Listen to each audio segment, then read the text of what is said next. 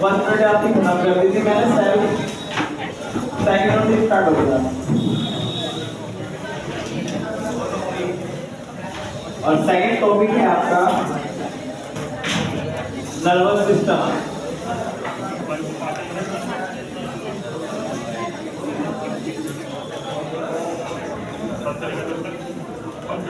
तंत्रिका तंत्र। अब चुप हो जाओ, बिल्कुल चुप हो जाइए, बिल्कुल। देखो बायोलॉजी को अचानक बीच में स्टार्ट किया, खत्म इसलिए भी करना था क्योंकि आपके एग्जाम से पहले मैं इसको फटाफट रिवाइज कर दूंगा, ठीक है ना। इसीलिए मैंने इसको स्टार्ट किया। कठिन सब्जेक्ट है, मैक्सिमम बच्चे हिंदी मीडियम से ये इसलिए ज्यादा प्रॉब्लम आती है बायोलॉजी में, क्योंकि इसके जो जितने भी कीवर्ड्स हैं सारे के सारे ऐसे ही हैं। चुप हो जाइए।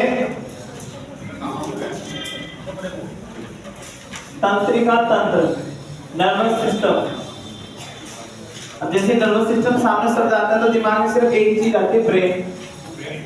इसमें ब्रेन पढ़ेंगे नहीं, ब्रेन इसमें नहीं पढ़ेंगे, ब्रेन अलग पढ़ेंगे, ठीक है ना।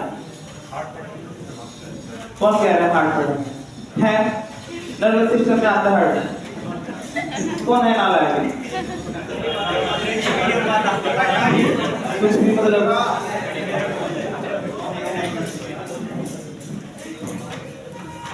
अब क्यों बोले जरा। मानव शरीर के अंदर होने वाले जितने भी गतिविधियां हैं, क्रियाकलाप हैं, वो सारे इसके अंदर पड़े। अचानक किसी को देख के मुस्कुराहट पैदा हो गई है। अब ये आवाज दिल से आई है, ब्रेन से आई है? दिल से।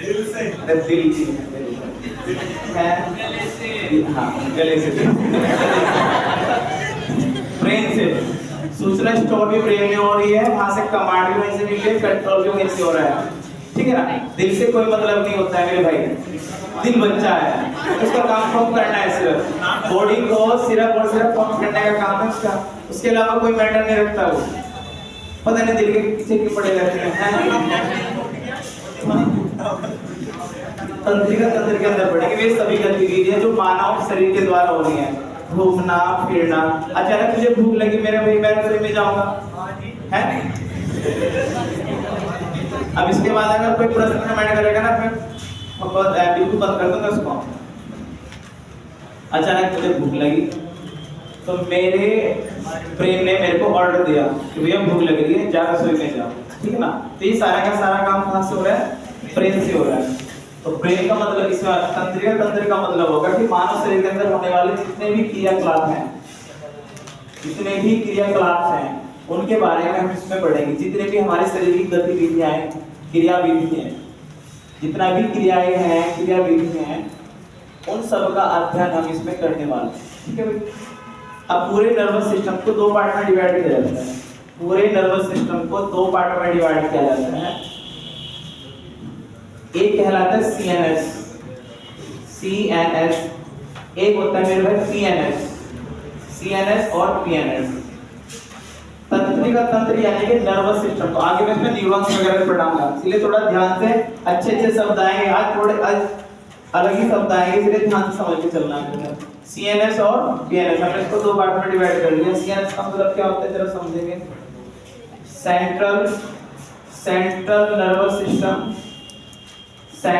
नर्वस सिस्टम यानी कि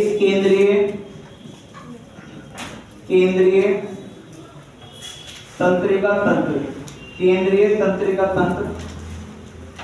पीएनएस पेरिफेरियल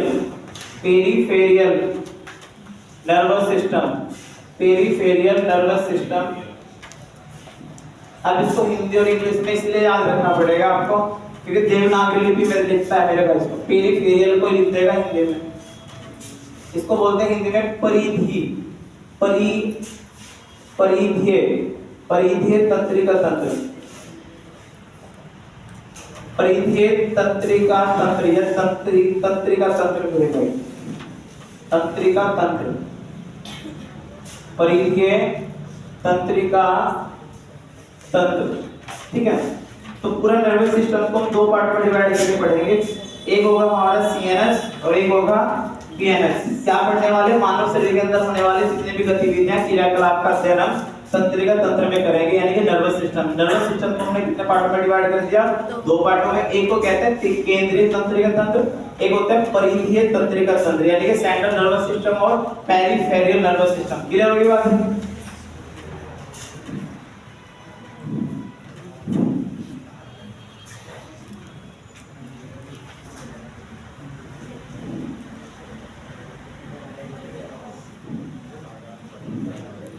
जरा ध्यान से समझिएगा। ये हो गया आपका ब्रेन, ये हो गया ब्रेन, और इस ब्रेन से मेरे भाई एक बिल्कुल सेंटर में कॉर्ड निकलती है। इस सेंटर में बिल्कुल एक कॉर्ड निकलती है। जरा ध्यान से समझिएगा इन चीजों को।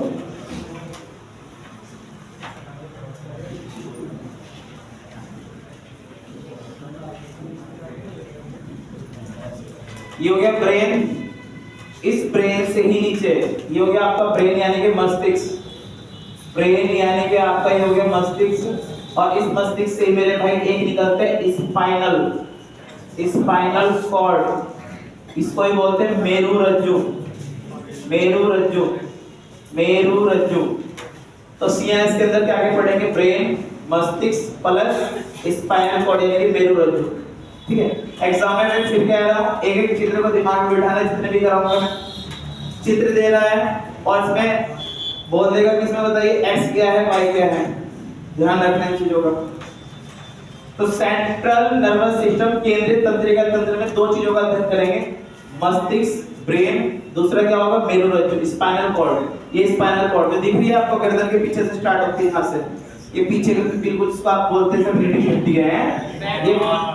ये जो पूरा का पूरा मेरे भाई मेरुरज्जु है, स्पाइनल कॉर्ड से, और प्लस ब्रेन का इसमें अध्ययन किया जाएगा। ठीक है। दूसरा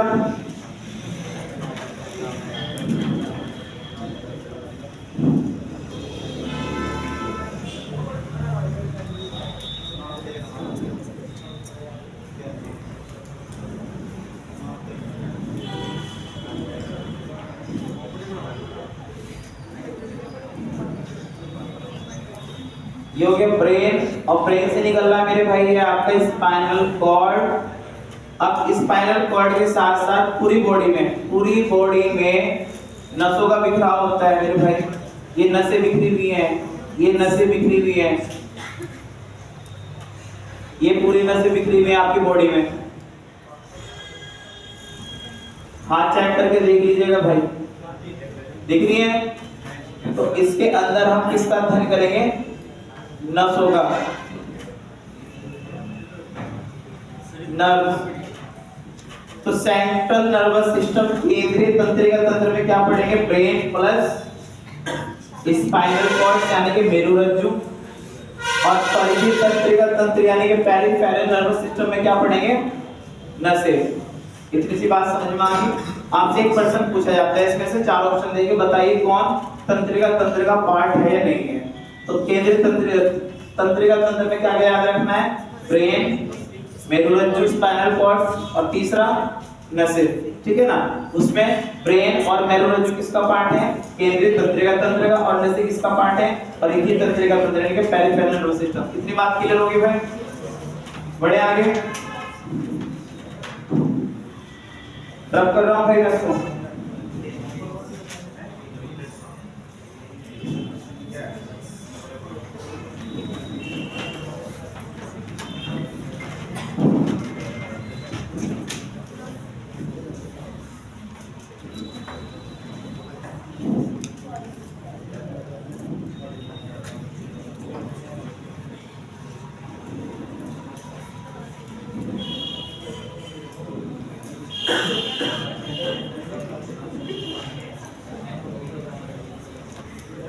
देख भाई आगे चलते हैं। अभी हमने सिर्फ ये देखा कि तंत्रिका तंत्र में क्या पढ़ेंगे? मानव शरीर के अंदर होने वाली जितने भी क्रियाकलाप है, जितनी भी गतिविधियां हैं, आपका सोचना, समझना, घूमना फिरना, सब इसी के अंदर आएगा। यानी ऐच्छिक अनैच्छिक जितनी भी क्रियाएं होंगी शरीर के। दो पार्ट में हमने नर्वस सिस्टम को डिवाइड कर दिया, सीएनएस और पीएनएस। अक्सर एग्जाम में सीएनएस पीएनएस के नाम से आता है, इसलिए मैंने सीएनएस पीएनएस लिखवाया। केंद्रीय तंत्रिका तंत्र और परिधीय तंत्रिका तंत्र। केंद्रीय तंत्रिका तंत्र में क्या पढ़ेंगे? ब्रेन, मस्तिष्क प्लस स्पाइनल कॉर्ड यानी मेरुरज्जु। और इसमें क्या पढ़ेंगे भैया? नसें। प्रश्न लिखिए जरा, निम्न में कौन तंत्रिका तंत्र, निम्न में कौन तंत्रिका तंत्र का भाग है? एक क्वेश्चन आता है यहां से, निम्न में कौन तंत्रिका तंत्र का भाग है? ए ऑप्शन लिखेगा मेरुरज्जु, बी ऑप्शन लिखेगा मस्तिष्क, सी ऑप्शन लिखेगा मेरे भाई, सी ऑप्शन लिखेगा नसें, और डी ऑप्शन लिखेगा मेरे भाई उपरोक्त सभी। 80% बच्चा इसका एक ही ऑप्शन उठाते हैं, मस्तिष्क। आप गलती मत कीजिएगा, क्या आंसर रहेगा इसका? उपरोक्त सभी। ये तीनों पार्ट मेरे भाई तंत्रिका तंत्र के होते हैं, नर्वस सिस्टम के होते हैं। क्लियर होगी बात?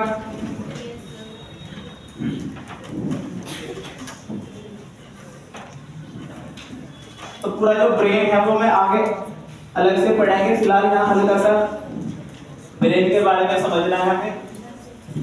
तो हेडिंग लगा लीजिएगा ब्रेन, ठीक है।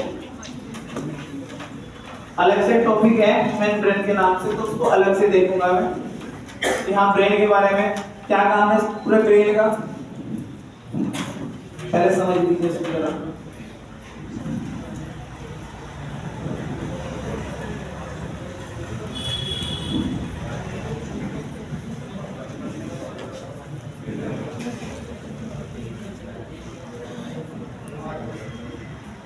आर्ट अच्छी नहीं है तो थोड़ा से काम चला लेते हैं।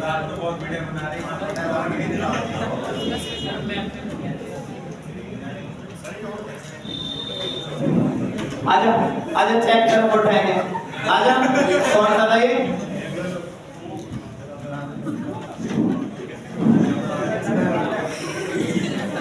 हमारे बच्चे हैं भाई साहब। ब्रेन मतलब इसको ये देख रहा है कि रिपीटेड हो रही है, लोग जो देखेगा बेइज्जती करेगा तुम्हारे जैसे जो भी बोलता है। चलो जी इधर आइए जरा, समझिए जरा थोड़ा। सबसे ऊपर है मेरे भाई स्किन, स्किन के नीचे ये हल्की सी ऊपर होगी मेरे भाई स्किन, त्वचा,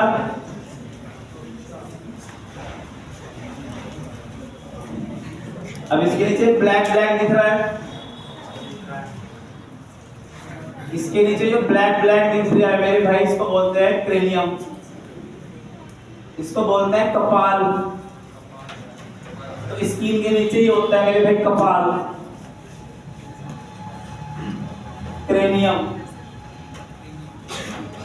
इंग्लिश में जरूर लिखते रहिएगा भाई, कपाल। अब इस कपाल के नीचे होती हैं 3 झिल्लियां, 1 2 और 3 झिल्लियां पाई जाती हैं ब्रेन में। पहली झिल्ली डी, दूसरी झिल्ली ए, तीसरी झिल्ली पी, डी ए पी, ठीक है। सबसे टॉप पे कौन से होते हैं? प्राथमिक डी, फिर ए, फिर बी। ये पर्सन आए हैं इसलिए कर रहा हूं। पहली होती है डायमीटर, नाम याद रखना है डायमीटर। दूसरी होती है अरेकनाइड, और तीसरी होती है पायमेटर। डायमीटर, अरेकनाइड, पायमेटर। मस्तिष्क में कितनी झिल्लियां होती हैं? 3। नाम लीजिए फटाफट, डायमीटर, अरेकनाइड, पायमेटर, डायमीटर, अरेकनाइड, पायमेटर। सबसे टॉप पे स्किन है, स्किन के अंदर मेरे भाई कपाल। वो देखे होंगे मेरे भाई कुछ मूवी में आपको साधु संत लेके रखे हैं खोपड़ी है, वो जो हड्डी वो एक कपाल है, सारा कपाल। इसके अंदर क्या होती है? 3 झिल्लियां होती हैं। इसके अंदर होते हैं 3 झिल्लियां।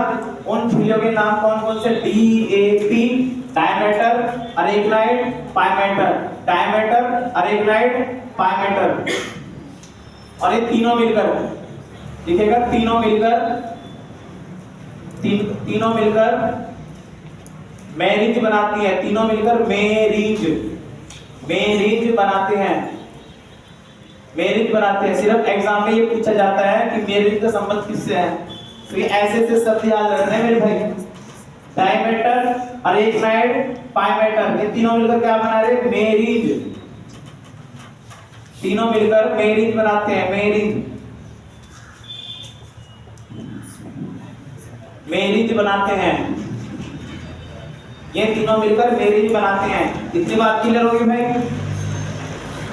इनमें एक लिक्विड भरा होता है, उसके बारे में भी याद रखना है। इसमें एक लिक्विड भरा होता है भाई, इसमें एक लिक्विड भरा होता है। उस लिक्विड को कहा जाता है सेरेब्रो स्पाइनल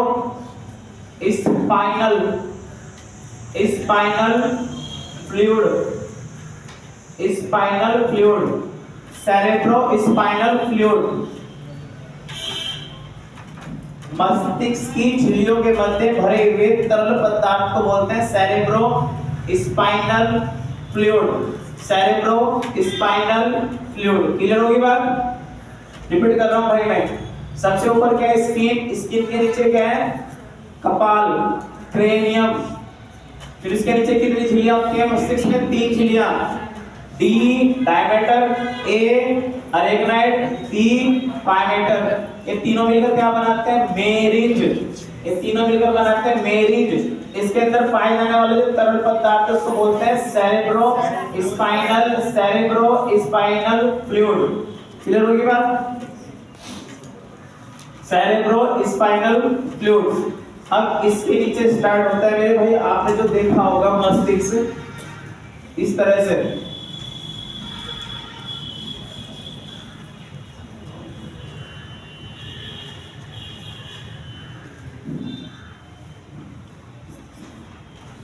ये हो गया आपका मस्तिष्क ब्रेन।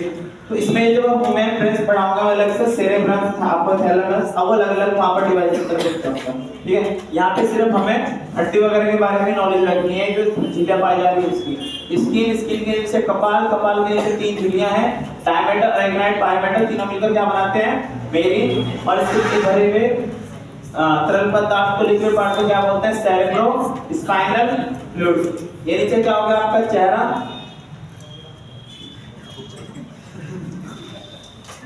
नहीं है थोपड़ा भाई।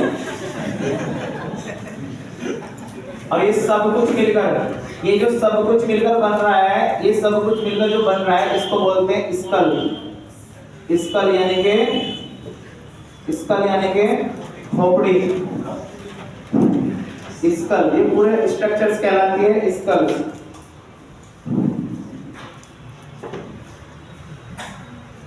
मैं ज्यादा डीप नहीं जा रहा हूँ, सिर्फ उतना ही ले रहा हूँ जितना एग्जाम में आ रहा है मेरे भाई। अगर आपको ये भी लग रहा होगा सर ये ज्यादा डीप जा रहे हैं मेरे भाई, तो फिर माफ कीजिएगा। इतना डिवीजन बन रहा है एग्जाम में। डायमीटर, अरेगनाइट, पायमेटर का संबंध शरीर किस भाग से होता है? पूछ रहे हैं कि मैरिज का संबंध किस भाग से है? पाए जाने वाले झिल्लियां कौन सी? खासकर रेलवे वाले बच्चे मेरे भाई ध्यान से पढ़ लेंगे तो क्लियर हो गया भाई यहाँ तक? तो ब्रेन का काम क्या है? ब्रेन का काम है मेरे भाई आपके पूरी बॉडी को कमांड करना और पूरी बॉडी को कंट्रोल करना। 2 काम ही होते हैं मेरे भाई, यानी कि पूरी बॉडी को आदेश देना व नियंत्रण करना।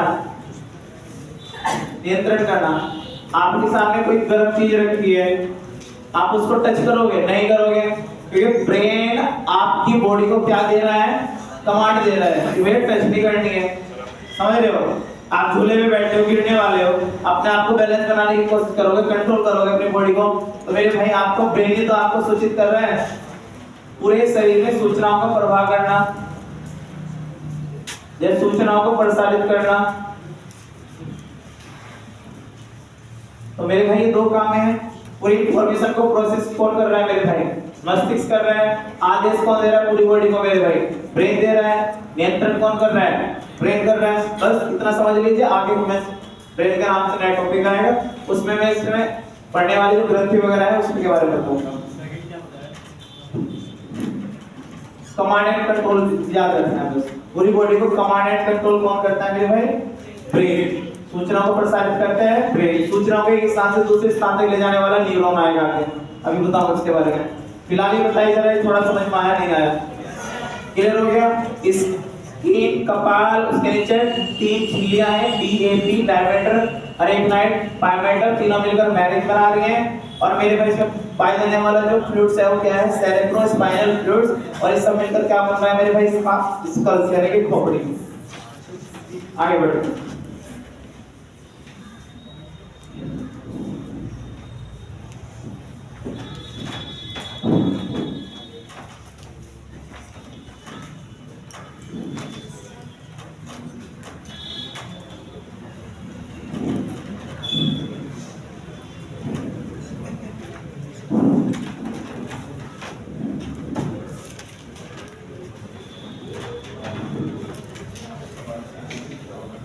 हेडिंग लगा लीजिएगा, स्पाइनल कॉर्ड यानी कि मेरुरज्जु।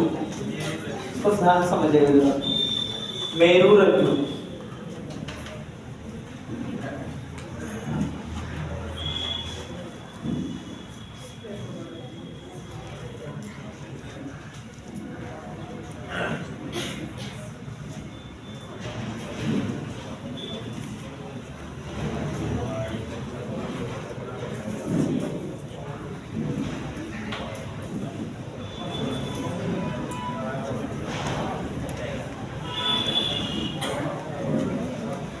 मेरुरज्जु ये बनेगी मेरे भाई आपकी स्पाइनल कॉर्ड।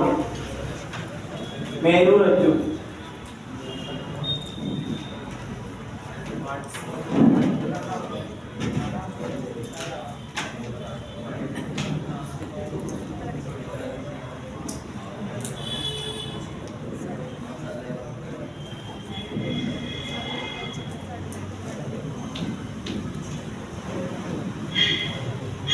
ध्यान से समझिएगा।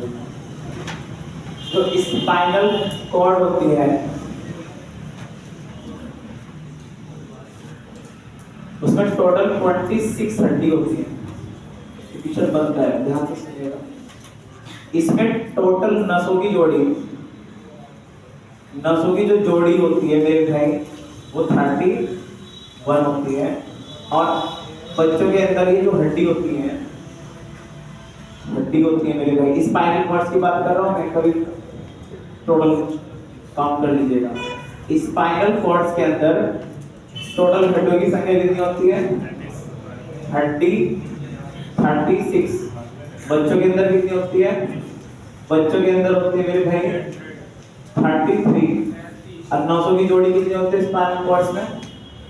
31। स्पाइनल कॉर्ड्स में टोटल हड्डियों की संख्या होती है 26। बच्चों के अंदर कितनी होती है? 33। और मेरे भाई नसों की जोड़ी कितनी होती है? 31। अब इसके बारे में अलग से पढ़ेंगे, जरा ध्यान से सुनिएगा। पूरी स्पाइनल कॉर्ड्स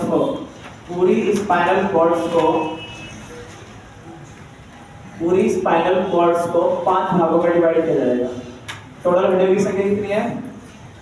26। टोटल हड्डियों की संख्या है 26। इसको मैंने टोटल 5 भागों में डिवाइड कर दिया। पूरे स्पाइनल कॉर्ड्स जो आपको दिख रही है, इसको आप रीड करके बोलो, गर्दन से स्टार्ट होने में ये लिखिए, मैंने इसको लिख दिया यहाँ पे गर्दन है, यहाँ से स्टार्ट हो रही है मेरे भाई। ये पूरी स्पाइनल कॉर्ड्स, इसको मैंने कितने भागों में डिवाइड कर दिया? 5 भागों में डिवाइड कर दिया। अभी 5 भाग कैसे याद रखने हैं? CTLSC के नाम से, CTLSC के नाम से इस पूरी स्पाइनल कॉर्ड्स को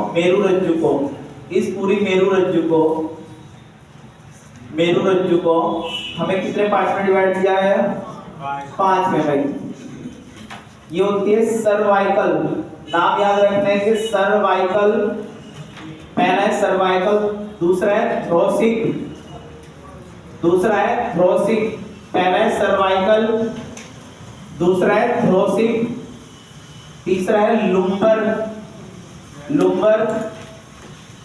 सर्वाइकल, थ्रोसिक, लुम्बर, और ऐसे याद रखना है सैक्रल, सी से याद रखना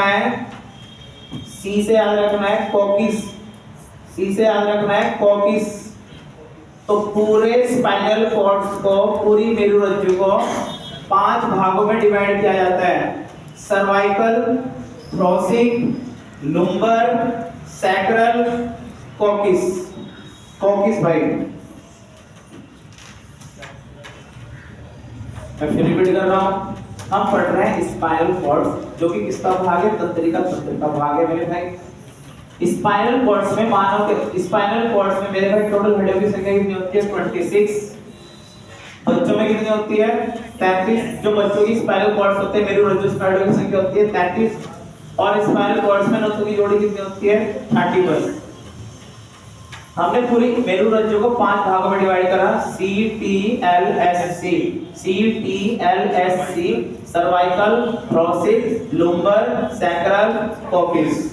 अब क्या याद रखना? नंबर 7, 12, 5, 1, 1। टोटल काउंट करेंगे कितनी जाएगी? 26। ठीक है, टोटल काउंट करेंगे कितनी हो जाएगी? 26। पूछ लेता थ्रोसिक में कितनी हड्डियां हैं, लुम्बर में कितनी हड्डियां हैं? सर्वाइकल में 7, थ्रोसिक में 12, लुम्बर में 5, सैक्रल में 1, कोकिस में 26 की 26 हड्डियां याद नहीं करनी है, नए एग्जाम में पूछे जाते हैं। ठीक है ना, YouTube पे कुछ टीचर मिल जाएंगे जो सारी हड्डियों के नाम लिखवाएंगे। ठीक है, तो यहाँ पे नीट की तैयारी तो आप कर नहीं रहे हो, उतना ही लेंगे जितना एग्जाम में आता है मेरे भाई। मेरुरज्जु हमने देख लिया, स्पाइनल कॉर्ड क्या होती है, कितनी हड्डियां होती है टोटल? 26। बच्चों में कितनी होती है? 33। ये जुड़ जाती हैं, जुड़ के रह जाती है मेरे भाई 26। दसों की जोड़ी कितनी है? 31। उसके अलग फॉर्मूला बताऊंगा, पहले याद कीजिएगा। CTLSC 7, 12, 5, 1, 1 है। मान लीजिए किसी शादी में जा रहे हो, अचानक कोई नंबर सामने आ जाएगा, है रट लेते हो ना उसको तो। हाँ, ये तो सामने मेरे भाई हैं, क्या कह रहा है? है कौन है? ये क्या दो आजा तुम्हें साइड।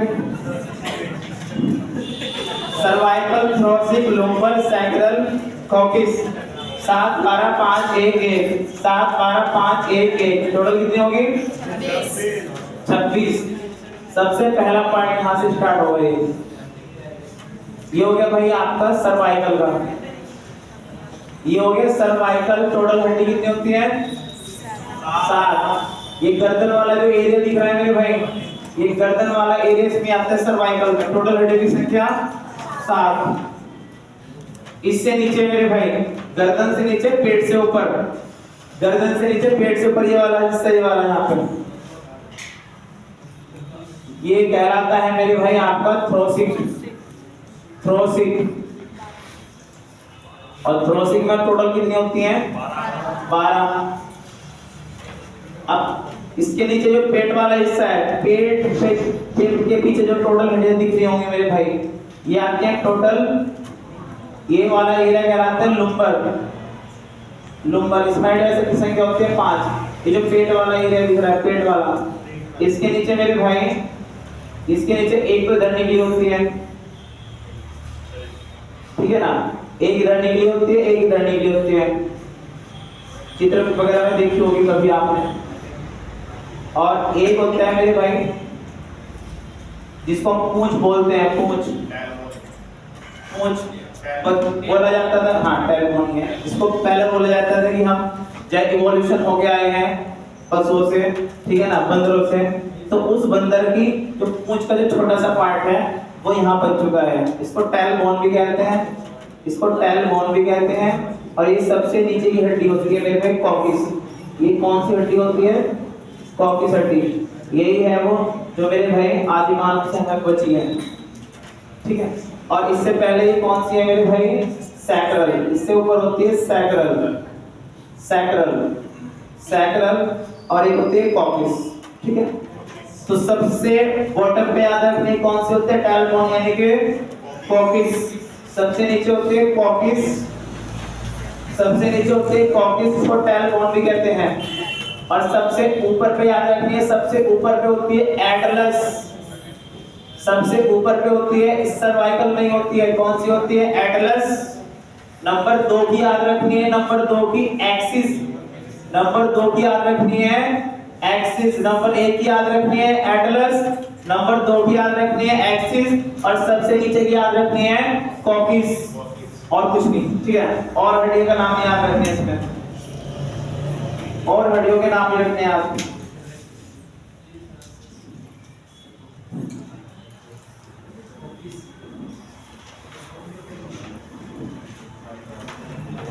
रिपीट कर रहा हूं, ध्यान से सुनिएगा।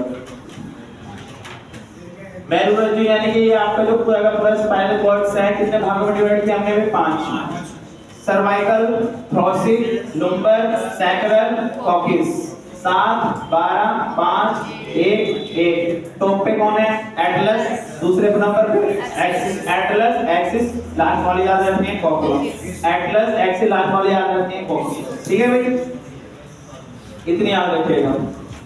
तो भाई हमने इसमें हड्डी देख ली, टोटल हड्डियां हैं 26, बच्चों में कितनी है, 33, नसों में भी देख लेते हैं, नसों की जोड़ी कितनी है।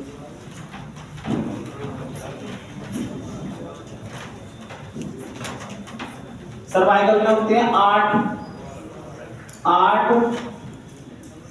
12, 5, 5, 1, देखना जरा जोड़ के, 12 और 8 20, 20 और 5 25, 25 और 6 31 होगी, 31, 8 12 5 5 1, 8 12 5 5 1। सर्वाइकल में 8 जोड़ी, थोरैसिक में 12 जोड़ी, लुम्बर में 5 जोड़ी, सैक्रल में 5 जोड़ी, कॉकस में 1 जोड़ी, टोटल हो जाएगी 31 है, टोटल हो जाएगी 31। सर्वाइकल में 8, थोरैसिक में 12, लुम्बर में 5, सैक्रल में 5, कॉकस में 1, टोटल 31 जोड़ी। मानव शरीर में मेरे भाई नसों की जोड़ी होती है 31, हड्डियां होती है स्पाइनल कॉर्ड्स में 26, और मेरे भाई बच्चों में होती है 33। बढ़े आगे बताइए। नहीं, इसमें तो है, ये जो सर्वाइकल है ना, जो ऊपर वाला पार्ट, इसमें जो सबसे ऊपर की जो हड्डी है, मैं ये कहना चाह रहा हूँ, जो स्पाइनल कॉर्ड्स है ना, इसमें नंबर 1 की हड्डी आती है एटलस, नंबर 2 की होती है एक्सिस, नंबर लास्ट की याद रखनी है कॉकस। पहली हड्डी है एटलस, दूसरी एक्सिस, लास्ट वाली याद रखनी है कॉकस। ये तो पार्ट है इसके।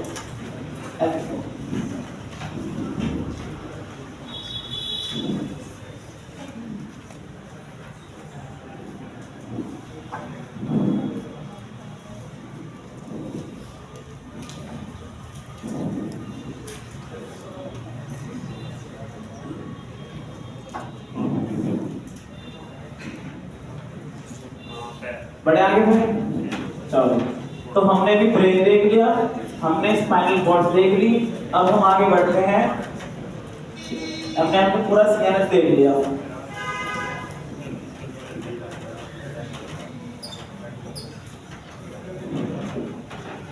देखिए जरा। अभी मैंने पूरा का पूरा जो नर्वस सिस्टम था 2 भागों में डिवाइड किया था। एक को बोला था मैंने सीएनएस, एक को बोला था मेरे भाई पीएनएस। सीएनएस में हमने ब्रेन देखा, और फिर हमने स्पाइनल कॉर्ड देख ली, स्पाइनल कॉर्ड देख ली, मस्तिष्क देख लिया, मेरुरज्जु देख ली। अब हम पढ़ेंगे पीएनएस, ठीक है, ये भी 5-6 मिनट का है। और पीएनएस में क्या देखेंगे, नसें।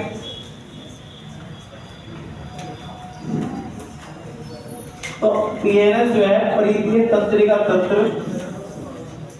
पीएनएस यानी कि peripheral nervous system, nervous system यानी कि परिधीय, परिधीय तंत्रिका तंत्र, परिधीय तंत्रिका तंत्र को हम 3 पार्ट्स में डिवाइड करते हैं। हम 3 पार्ट्स में डिवाइड करते हैं, 3 पार्ट्स में डिवाइड करते हैं। परिधीय तंत्रिका तंत्र को 3 पार्ट्स में डिवाइड करते हैं। नंबर 1 पार्ट कहलाता है, नंबर 1 पार्ट कहलाता है somatic nervous system. Somatic nervous system, इसको लिख लीजिएगा हिंदी में दैहिक। सोमैटिक का मतलब होता है दैहिक तंत्रिका तंत्र, दैहिक तंत्रिका तंत्र। दूसरा होता है मेरे भाई ऑटोनॉमस नर्वस सिस्टम। दूसरे नंबर पे होता है ऑटोनॉमस नर्वस सिस्टम। ऑटोनॉमस का मतलब मेरे भाई स्वायत्त तंत्रिका तंत्र। तीसरे नंबर पे होता है एंटेरिक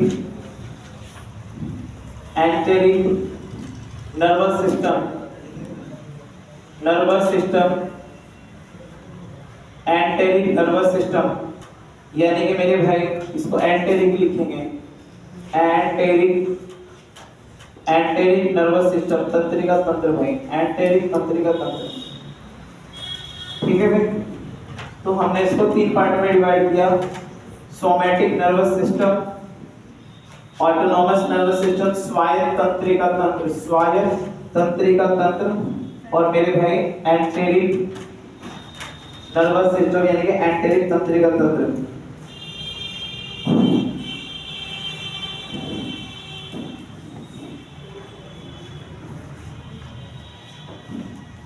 स्टार्ट। देखो भाई, अब इनमें अंतर क्या क्या है, एक लाइन में समझना है बस इनको, मैं ज्यादा डिटेल में नहीं जाऊंगा, वैसे इतने हार्ड शब्द आ रहे हैं। दैहिक तंत्रिका तंत्र, somatic nervous system, autonomous nervous system, स्वायत्त तंत्रिका तंत्र, एक होता है एंटेरिक नर्वस सिस्टम यानी कि एंटेरिक तंत्रिका तंत्र।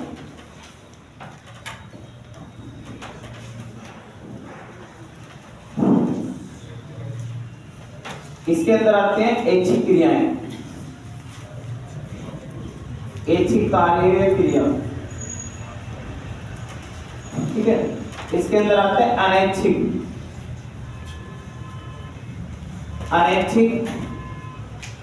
क्रिया या कार्य। अब जरा ध्यान से समझिएगा, ऐच्छिक का मतलब होता है आप पे कंट्रोल होता है, मतलब आप अपने हाथ पैरों पे कंट्रोल रखोगे। जरा सुनिए जरा ध्यान से, सुनिए जरा ध्यान से। अब मैं ये कह रहा हूं कि आपके सामने प्लेट रखी है रसगुल्लों की, कंट्रोल तो कर लोगे ना? बिल्कुल कर लेंगे। तो मेरे भाई ये पूरा का पूरा जो इंफॉर्मेशन है इसके अंदर आएगी सोमैटिक नर्वस सिस्टम के अंदर है। अब मेरे भाई आप किसी को पसंद करते हो, वो आपके सामने खड़ा है, खड़ी है, सबके सामने थोड़ी मेरे भाई इसको बोल दोगे आई लाइक यू, कंट्रोल करोगे ना? हैं? एक चीज क्या कह रहा है? क्या कह रहा है?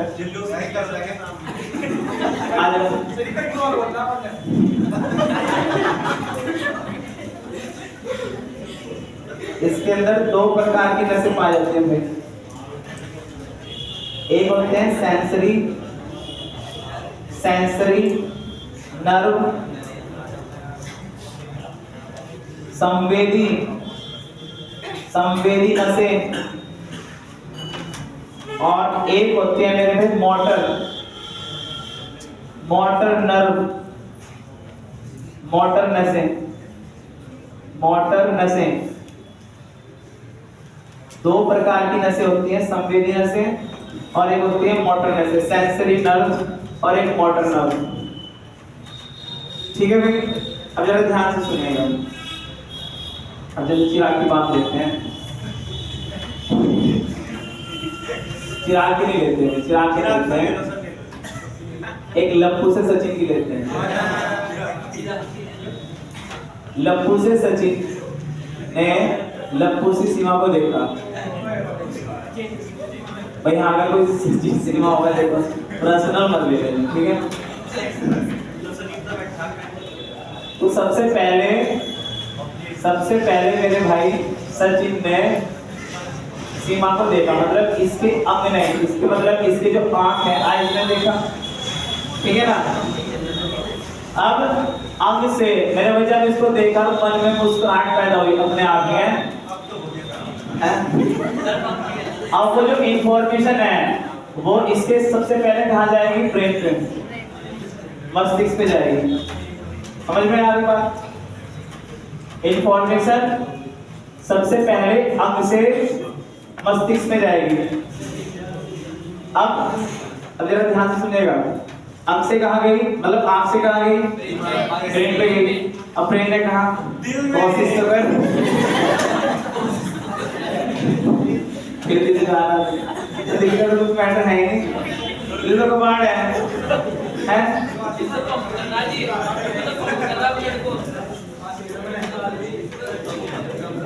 सारा खेल ब्रेन का है, मेरे से दिल को तो नहीं बदनाम किया है, सच बताऊं, ठीक है ना।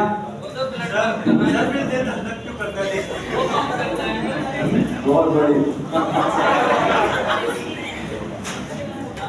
सुने जरा, अब जरा ध्यान से।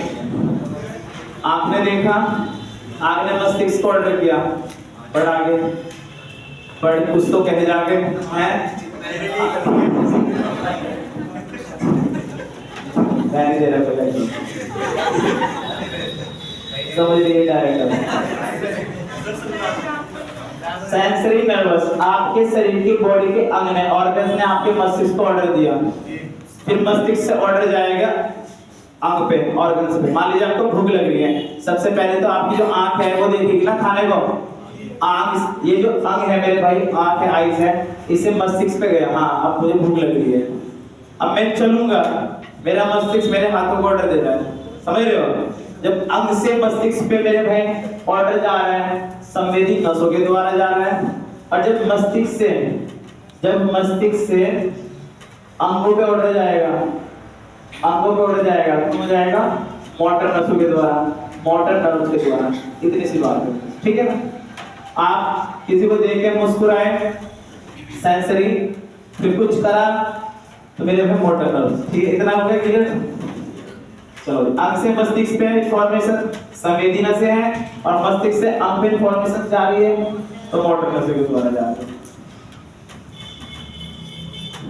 इसके अंदर जितनी भी ऐसी क्रियाएं होंगी वो आएंगी, मतलब आप खुद करोगे, ठीक है ना, आप खुद करोगे इनको।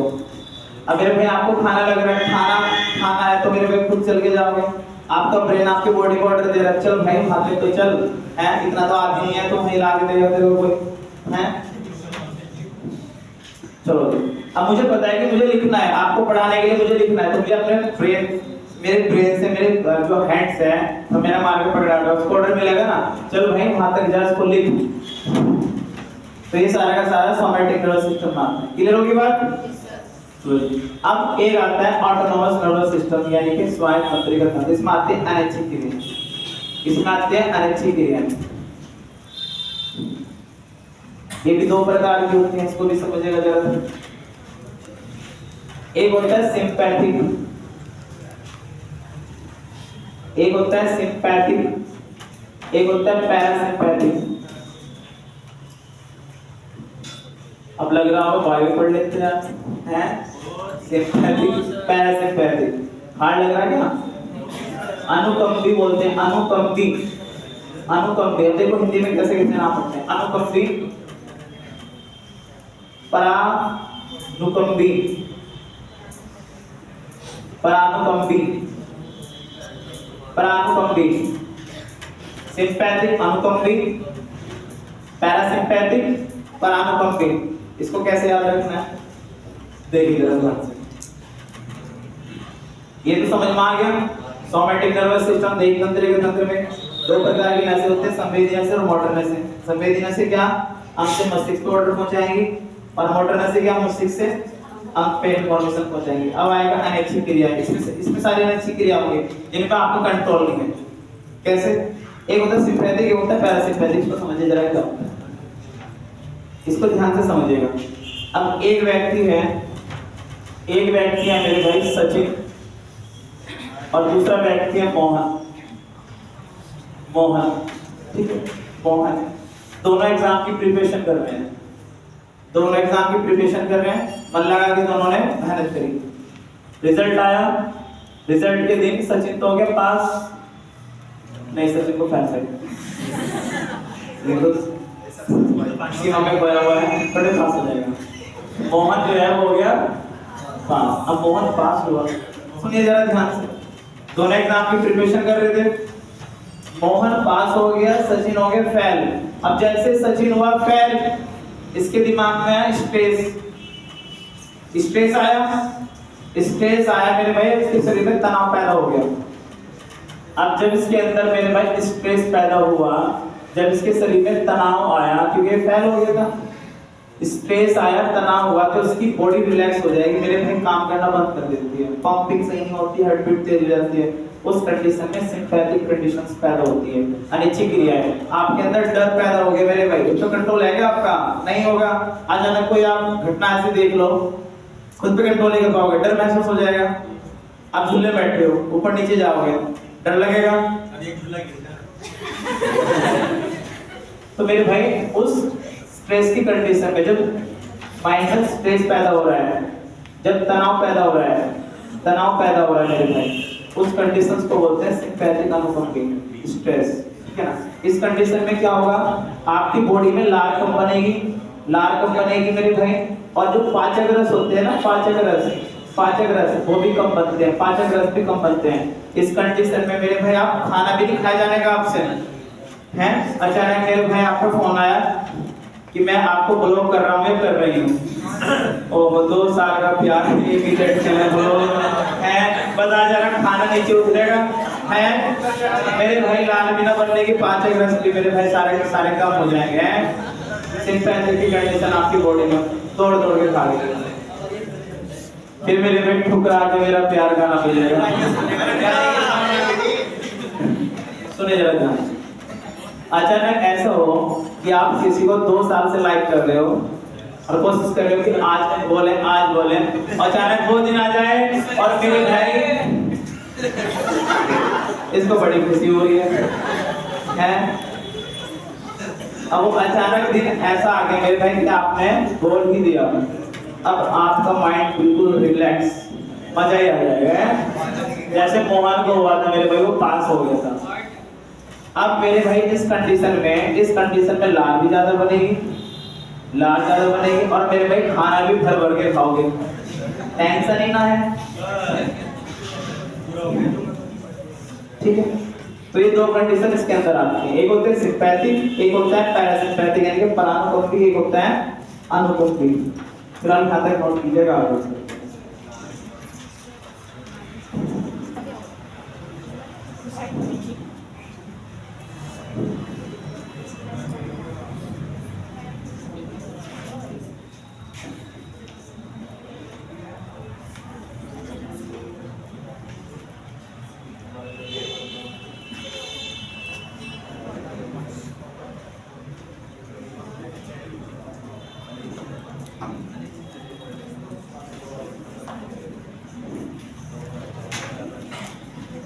कर दे रहा हूं, इसको मैं अलग से नीचे लिखवा रहा हूं, फिलहाल लिखना है, नोट कर लीजिएगा। सिंपैथिक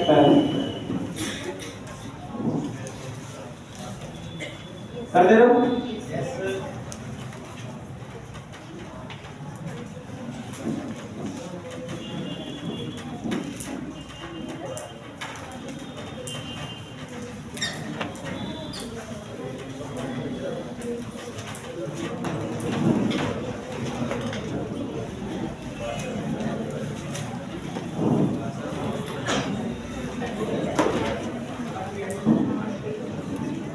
तो सिंपैथिक में लिख लीजिएगा,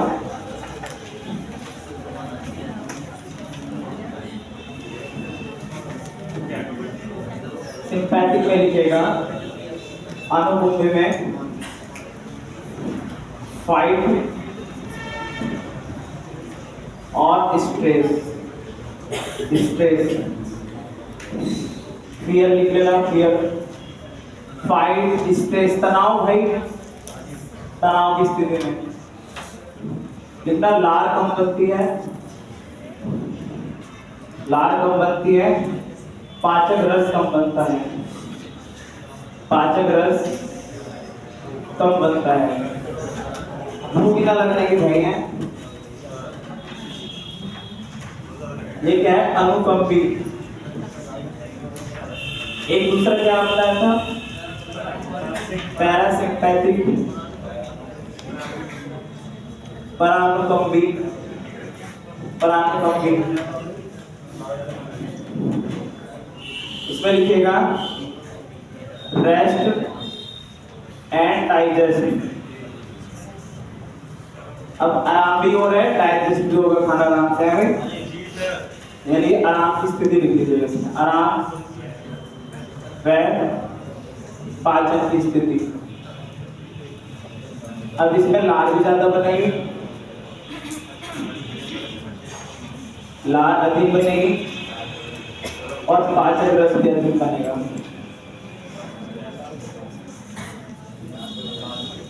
पाचक रस अधिक बनेगा, ऐसे लिख लीजिएगा।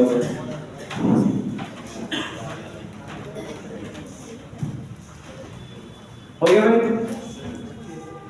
तो सिम्पैथिक अनुकंपी में याद रखना है, स्ट्रेस तनाव की स्थिति में लार कम बनती है, पाचक रस कम होता है। पैरासिम्पैथिक यानी कि परानुकंपी में लिखना है भाई। अब आराम की स्थिति है, आरामदायक, पाचन क्रिया भी बढ़िया होगी, लार भी ज्यादा बनेगा, पाचक रस भी ज्यादा। चलो आगे बढ़ते हैं। एक तीसरी हेडिंग रहती है एंटेरिक नर्वस सिस्टम। हेडिंग लगा लीजिएगा एंटेरिक, एंटेरिक तंत्रिका तंत्र, एंटेरिक तंत्रिका तंत्र, एंटेरिक तंत्रिका तंत्र। लिखिए इसमें 2-3 पॉइंट। इसे द्वितीय सेकंड, इसे द्वितीय सेकंड मस्तिष्क, द्वितीय मस्तिष्क, द्वितीय मस्तिष्क या आंख का मस्तिष्क, मस्तिष्क भी कहते हैं। इसे द्वितीय मस्तिष्क या आंख का मस्तिष्क भी कहते हैं। ठीक कहते हैं। यह CNS से स्वतंत्र कार्य करता है। यह CNS से स्वतंत्र कार्य करता है। इसे द्वितीय मस्तिष्क या आंख का मस्तिष्क भी कहते हैं। यह CNS से स्वतंत्र कार्य करता है। तीसरा पॉइंट लिखेगा जठर तंत्र संबंधित सभी गतिविधियों, जठर तंत्र संबंधित सभी गतिविधियों को नियंत्रित करता है।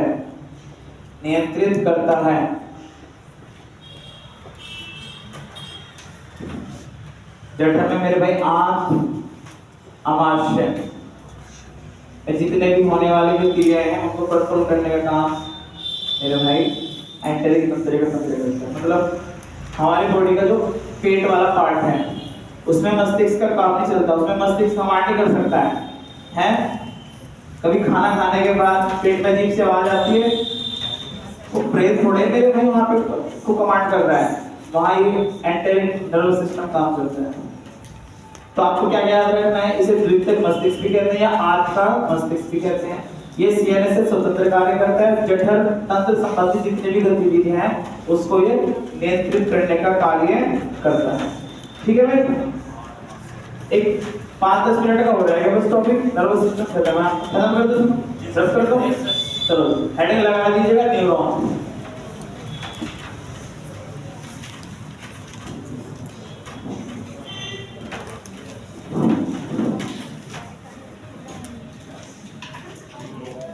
सुनिए जरा ध्यान से, ये इंपॉर्टेंट है, बहुत इंपॉर्टेंट है। न्यूरॉन, न्यूरॉन भाई इसको समझते हैं। इसके बारे में 2-3 बातें लिखेंगे। पहले तो नंबर 1 ये है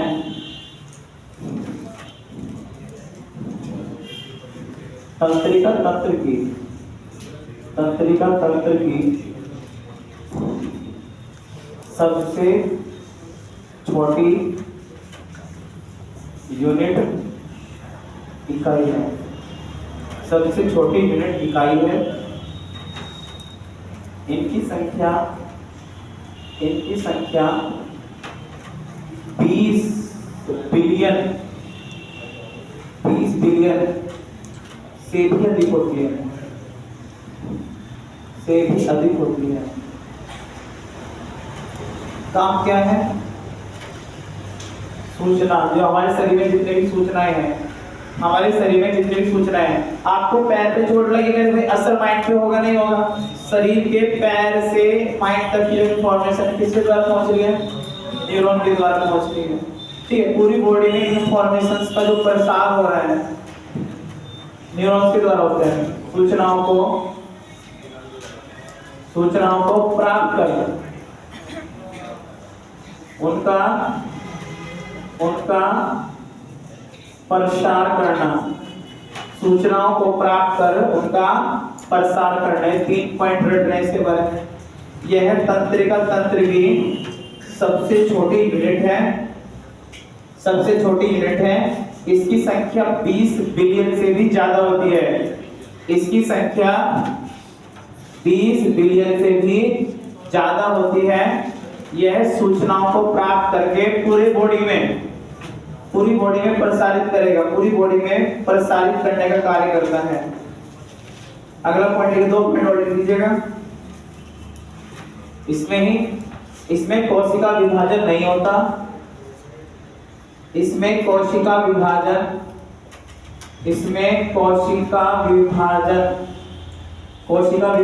नहीं होता, इसमें कोशिका विभाजन नहीं होता। लास्ट पॉइंट इंपॉर्टेंट है, यह स्टेम लिखेगा, स्टेम, यह स्टेम सेल, स्टेम कोशिका, यह स्टेम कोशिका से मिलकर बनता है। स्टेम कोशिका से मिलकर बनता है, स्टेम कोशिका से मिलकर बनता है। 5 पॉइंट न्यूरॉन के बारे में रटने हैं हमें, इंपॉर्टेंट है। यह तंत्रिका तंत्र की सबसे छोटी यूनिट है, नंबर 1 बात। इसकी संख्या 20 बिलियन से भी ज्यादा होती है। क्या काम है? पूरी बॉडी में इंफॉर्मेशन को एक स्थान से दूसरे स्थान तक ट्रांसफर करना, कलेक्ट करना। इसमें कोशिका विभाजन नहीं होगा। कोशिका विभाजन मतलब एक कोशिका से टूटकर दूसरी कोशिका से टूटकर नई कोशिका का निर्माण इसमें नहीं होता। इसका निर्माण स्टेम सेल से होता है मेरे भाई। आगे बताऊंगा स्टेम सेल्स क्या होती है। इतनी बातें क्लियर होगी? चलिए अब इसको देख लेते हैं दिखता कैसा है। सबसे छोटी यूनिट तंत्रिका तंत्र की क्या है? न्यूरॉन। और भूलिएगा सबसे इंपॉर्टेंट पर्सन तो यही है आज का। यानी कि हमने पूरा नर्वस सिस्टम देखा। इस पूरे नर्वस सिस्टम की अगर हम सबसे छोटी यूनिट को उठाएं तो क्या कहलाएंगे? न्यूरॉन। न्यूरॉन है।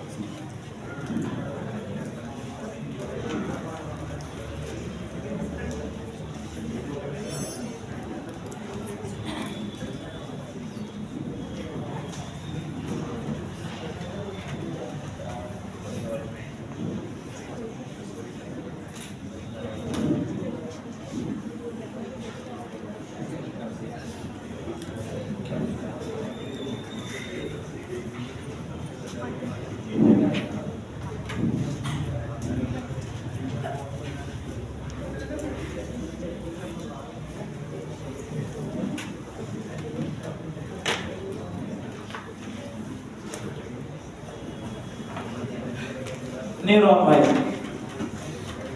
ये है आपका न्यूरॉन। ये कोशिका प्रोसेस हो रहा है अंदर, बताइए क्या बना हुआ है, साइटोप्लाज्म, केंद्रक, प्रोटोप्लाज्म और न्यूक्लियोप्लाज्म।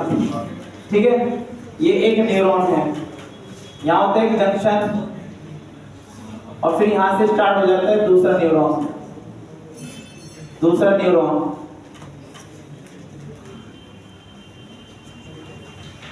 न्यूरॉन यहाँ से स्टार्ट हो जाएगा।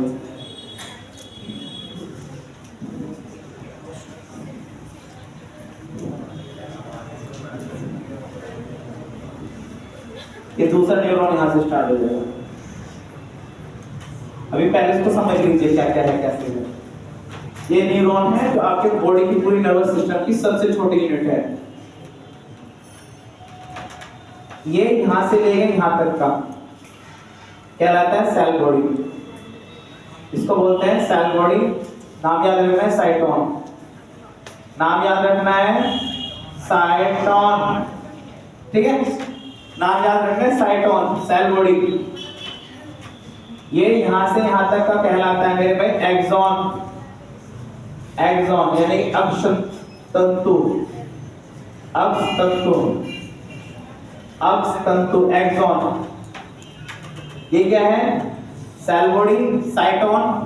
ये यहां से लेके यहां तक का, जहां पे मेरे भाई आपको ये जो जाल सा दिखाई दे रहा है, ये क्या है, साइटोन। और साइटोन से यहां तक का जो पार्ट है वो क्या कहलाता है, एक्सॉन यानी कि अक्ष तंतु।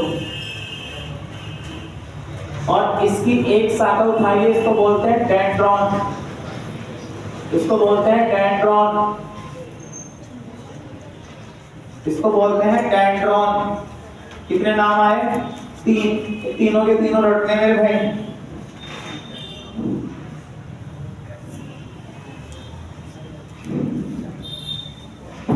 कौन कौन से नाम है, डेंड्रॉन। नंबर 1 डेंड्रॉन, ये जो एक शाखा दिखाई दे रही है डेंड्रॉन। डेंड्रॉन के बाद साइटोन, ये पूरा का पूरा साइटोन है। और साइटोन यहां से लेके यहां तक का क्या कहलाता है, अब समझने के एक्सॉन। ठीक है भाई, क्लियर होगी। सबसे पहले इंफॉर्मेशन पहुंचती है डेंड्रॉन पर। सबसे पहले जो इंफॉर्मेशन होती है, सूचना, इंफॉर्मेशन सबसे पहले कहां पहुंचती है, डेंड्रॉन पर। सबसे पहले जो सूचनाएं होती हैं, सबसे पहले सूचना पहुंचती है मेरे भाई डेंड्रॉन पर। अब वो डेंड्रॉन से जाती है इसके अंदर कोशिका में, प्रोसेस होती है, होगी प्रोसेस। अब वो सूचना जाएगी मेरे भाई इस जंक्शन पे। ये जंक्शन है। जंक्शन का मतलब है एक स्टेशन जहां से दूसरी ट्रेन पकड़ेंगे आप, जहां से दूसरी ट्रेन स्टार्ट होगी। इस जंक्शन को बोला जाता है सिनेप्स। इसको बोलते हैं सिनेप्स। अब यहां से इंफॉर्मेशन जाएगी दूसरे न्यूरॉन में। ये पहला न्यूरॉन हो गया, यहां से कहां जाएगी, दूसरे न्यूरॉन में। फिर तीसरे, चौथे, पांचवे, छठे, कितने न्यूरॉन, 20 बिलियन। आकाशगंगा देखा फोटो कभी, आकाशगंगा ब्रह्मांड का, ब्रह्मांड का फोटो देखा होगा यूट्यूब वगैरह पे, गूगल पे। उससे भी ज्यादा स्ट्रक्चर आपके बॉडी में न्यूरॉन्स के रूप में, उससे भी खतरनाक देखने में। डेंड्रॉन, साइटोन, एक्सॉन, इंफॉर्मेशन सबसे पहले कहां, डेंड्रॉन पर। डेंड्रॉन से मेरे भाई पूरी प्रोसेस होगी, फिर आगे यहां जाएगी जंक्शन पे। जंक्शन का क्या नाम है इसका, सिनेप्स। पर्सन पूछेगा कि सिनेप्स का संबंध किससे है, ये याद रखना है, न्यूरॉन से। फिर इस सिनेप्स की मदद से वो दूसरे न्यूरॉन में स्टार्ट हो जाएगी सूचना। और इस प्रकार आपके पैर की सूचना दिमाग पे, हाथ की सूचना दिमाग, इस तरह जाएगी पूरी बॉडी में। मेरे इन इंफॉर्मेशन का जाल बिछा हुआ है। अक्ष तंतु, एक्सॉन लिखना, एक्सॉन।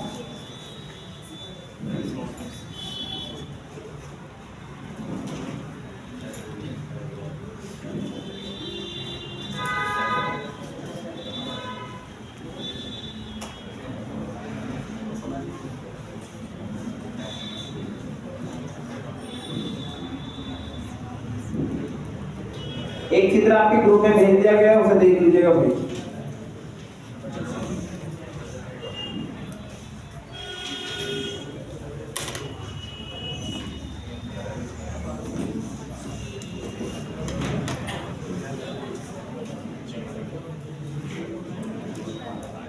दिख रहा है? Cell body, axon, dendron formation सबसे पहले कहां? डेंड्रॉन में। नोट बना के लिख लीजिए एक पॉइंट, एक नोट बना के लिख लीजिए एक पॉइंट लिखेगा। तंत्रिका तंत्र में सबसे पहले, तंत्रिका तंत्र में सबसे पहले सूचना, सबसे पहले सूचना डेंड्रॉन, सबसे पहले सूचना डेंड्रॉन पर पहुंचती है, डेंड्रॉन पर पहुंचती है, डेंड्रॉन पर पहुंचती है। ठीक है, आज के लिए इतना ही। नर्वस सिस्टम खत्म। कल है 30 नवंबर है, कल 30 नवंबर है, कल टेस्ट है, शाम को इंफॉर्मेशन आ जाएगी किस समय है। और जो मेरे भाई इससे पहले लूंगा मैं एक क्लास 8 से 10 साढ़े 10 बजे तक। अपना नुकसान करोगे, नहीं आओगे टेस्ट। एक हफ्ते पहले डाल रखा है मैंने सिलेबस, इतना करने के बावजूद भी अगर आप टेस्ट छोड़ रहे हैं तो मेरे भाई आपसे बड़ा गधा नालायक कोई नहीं है। ठीक है ना? टैग दूंगा फिर मैं आपको, गधा नंबर 1, गधा नंबर 2।